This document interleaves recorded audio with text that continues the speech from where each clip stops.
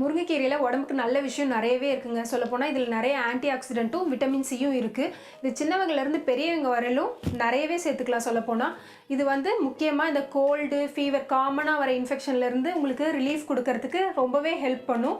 அதுவும் முக்கியமாக குழந்தைங்கள்லாம் கீரை சாப்பிட்டா கொஞ்சம் டைஜஷன் ஆகாது அப்படின்லாம் பிரச்சனை இருக்கும் இல்லையா? அந்த மாதிரி இருக்க குழந்தைங்களுக்கு இந்த மாதிரி ரசம் மாதிரி நல்ல சூப் மாதிரி வச்சு கொடுத்தீங்கன்னா அவங்க விரும்பி சாப்பிடுவாங்க. இன்னைக்கு முருங்கைக்கீரையை வச்சு ரசம் எப்படி பண்ணுறது அப்படின்னு சொல்லி தான் நம்ம பார்க்க போகிறோம். வாங்க எப்படி பண்ணுறதுன்னு பார்க்கலாம். Welcome to my wife's kitchen.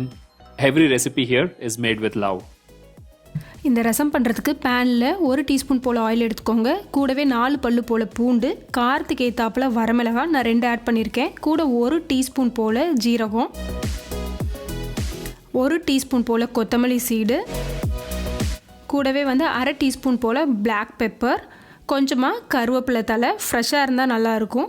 கூடவே சின்ன வெங்காயம் இருந்தால் ஒரு 2 வெங்காயம் போல் ஆட் பண்ணிக்கோங்க. இல்லைன்னா பெரிய வெங்காயத்தில் சும்மா 1 டேபிள் ஸ்பூன் அளவுக்கு கட் பண்ணி ஆட் பண்ணி இந்த மாதிரி லைட்டாக வதக்கிக்கோங்க. ஒரு கைப்பிடி அளவுக்கு முருங்கை தலையும் அது கூட சேர்த்து நல்லா வதக்கிக்கோங்க. ஒரு 2 நிமிஷம் போல் இதை வதக்கி எடுத்துக்கோங்க.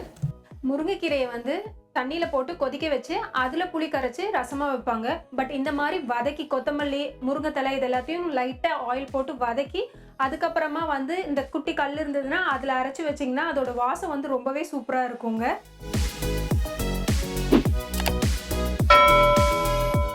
இந்த மாதிரி நல்லா அரைச்சி எடுத்துக்கோங்க. இந்த சைஸ் புளி எடுத்து நான் ஊற வச்சுருக்கேன். இது கூட ஒரு அரை தக்காளி பூளை சேர்த்து எல்லாத்தையும் நல்லா கரைச்சி விட்டுறலாம். அவ்வளோதான், நல்லா கரைச்சாச்சு.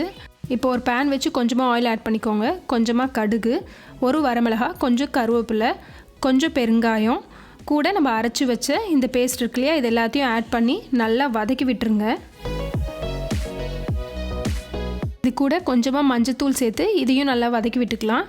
இப்போது நம்ம கரைச்சி வச்சோம் இல்லைங்களா, இந்த புளி தக்காளி தண்ணி இது எல்லாத்தையும் ஆட் பண்ணிக்கோங்க. நான் புளியை வடிகட்டி எடுக்கல ஃபஸ்ட்டு, அதனால் இப்போ வடிகட்டி எடுத்துக்கிறேன்.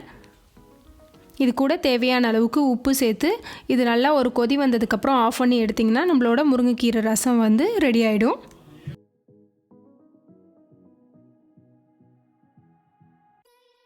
அவ்வளோதான், நம்மளோட முருங்கைக்கீரை ரசம் ரொம்ப சூப்பராக ரெடி ஆகிடுச்சு. கண்டிப்பாக இந்த ரசத்தை ஒரு தடவையாவது ட்ரை பண்ணி பாருங்கள். அதோட டேஸ்ட் ரொம்ப டிஃப்ரெண்ட்டாக இருக்கும். இந்த ரெசிபி உங்களுக்கு பிடிச்சிருந்ததுன்னா மறக்காமல் உங்கள் பிளேலிஸ்ட்டில் ஆட் பண்ணி ட்ரை பண்ணி பாருங்கள்.